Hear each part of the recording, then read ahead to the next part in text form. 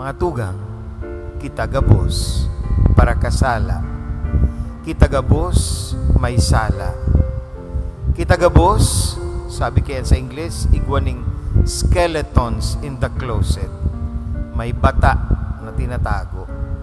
Gabos, igwanin kasusuggan sa satong mga nakaagi.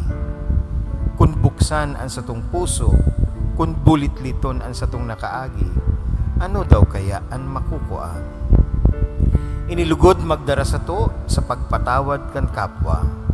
Pagsabot sa kapwa na napasala asin nagkasala, dahil lugod kita maging padalos-dalos sa paghusga. Ini nagsasadol sa to na maging mapakumbaba, asin dai sa Tagalog dai magmalinis. Ini nagpapagirumdum sa to na dai magpanggap na kita daing digda.